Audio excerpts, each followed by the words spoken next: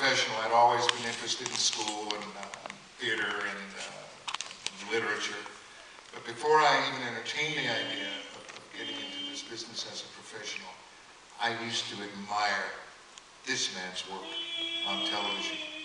There was always a measure of dignity and pride in this man's work. Are you pointing at Terry or at me? See, I come so close, always I'm this close to... No, but seriously, guys, Terry Carter. And, you know, speaking of Terry, we were very lucky on that show. 40 years ago, we were younger actors and with a lot less knowledge than we have now that we're all the senior actors. But we were surrounded by people whose devotion to their craft and attention to detail and their pride in their work, they made sure they passed to us. And Lauren Green, and for me especially Lloyd Bridges. And Fred Astaire. Yep. The generations pass on. Ray Milland. Thank you. Anne Jeffries. That's right. Do you have any questions for us? The third episode, boy. She's moderating the show. Well, I was just wondering what you think of, like, 40 years on, and if you look behind you, two cosplayers who've done a fabulous job, who've sported you on stage. There are people that spend hours making these helmets, they make these costumes. There are people who do replicas of everything to do with the show. How does that feel? It feels like nothing I can compare with. Because this happens not only here in Scotland, this happens all over the United States. All over the world. Wherever we go, we see people in our costumes and saying words that come out of our mouths that were written by Glenn Larson. And it's an amazing thing. It's hard to describe. What amazes me is that in many cases, because a lot of these outfits you can now buy online, and it's a big business. Did you ever notice that some of the quality of these outfits are better than what we have? That's true. It's real leather this guy's got. I have people that work for me. I make them wear these outfits. Boxes up to try it out.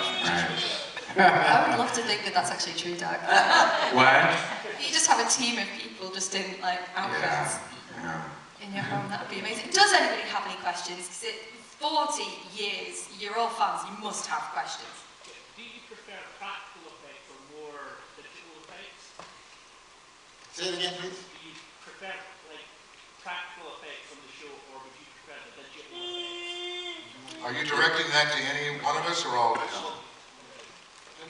I didn't hear. Practical effects or Do you digital mean effects? regular Practical advice as is opposed for to what? CGI? To what? Why are you whispering? You are whispering to me. Would you like me to use this? That's right. Okay, so do you prefer practical effects or do you prefer digital? Like when Well, you that's a good question. Well, I also did another show called The A-Team, and now that that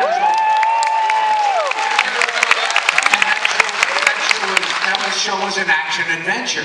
So we shot it in 7 days. It worked very fast, and we had to do, the explosions, the fist fights, the car crash, the car chase. And we had a lot of dialogue, and the secret of the show was the chemistry between those four guys, and actually the repartee written by the second most produced writer-producer in the history of television, second to Aaron Spelling, who didn't write.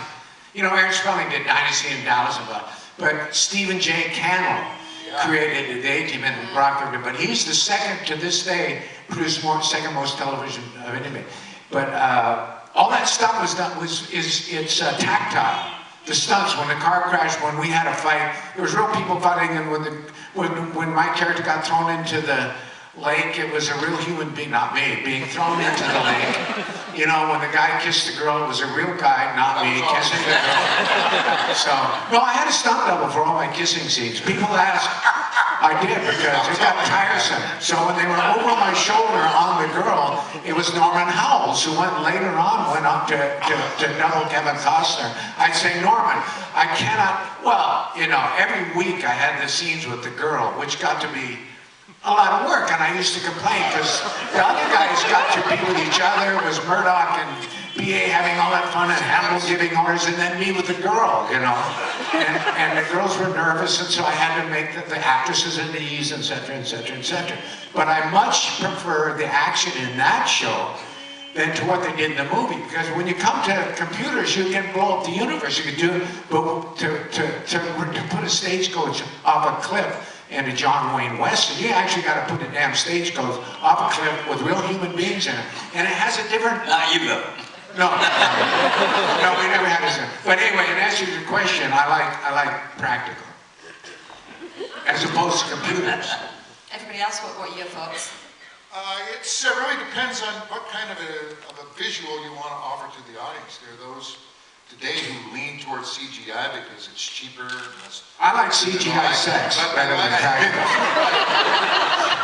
I don't know. And then there's the labor-intensive, hands-on, actual Sex.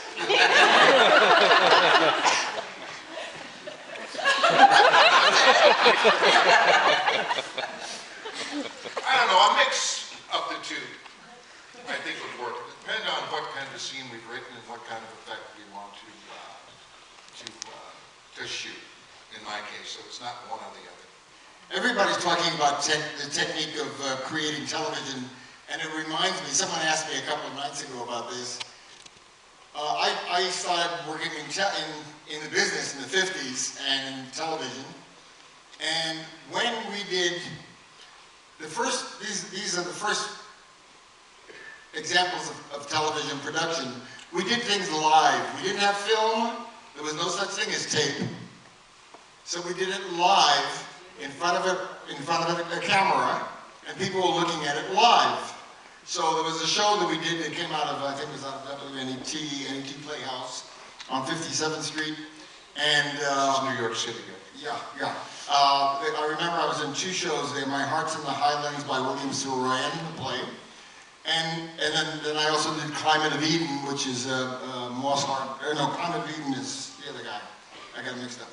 Anyway, we had to do the show live before a camera. The audience is looking at us live. There was no tape, there was no retakes, no redo. We did it live, 5 nights a week.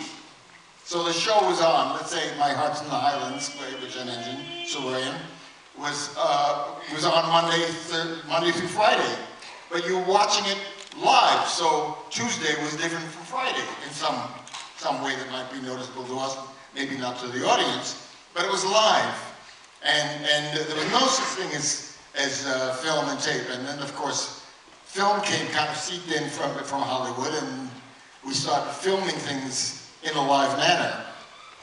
When we did Playhouse 90, we did the things in a live manner, but it was film. I did, I don't know, I can get carried away with this. That's good. With the radio sound effects included, shots, cars driving out, and all that stuff. So it was a spin-off of radio. When the horse would... And they had a guy back there going clippity-cloppity. Yeah, of course. It was coconuts. Oh, it's Joe! They would take coconuts and make all kinds of, plopping of horses and stuff like that. Monty Python. Remember Monty Python, guys? These guys were running along with it. I just want to mention one other show, and then I'll be quiet. There was a show called Playhouse 90. Do you have his name? Anyone? I remember seeing that one. Playhouse 90 was shot live. I did 2 of those. This particular one starred James Mason, and he was playing the part of John Brown. Does anybody know about the history of John Brown, the abolitionist back who tried to... This is American pre-Civil War. True story. So what they did was, it took place in West Virginia, at Harper's Ferry, West Virginia. If you go there today, some of the buildings that you can see in the etchings are still there. It's the federal something or other is there. Armory. And so we went, so they had the idea, let's shoot it in the real place. When we got there with the crew and the hundreds of people working in the show, they found out they couldn't get permission, so we had to build a replica, but that's beside the point. The fact is, we were doing it live. James Mason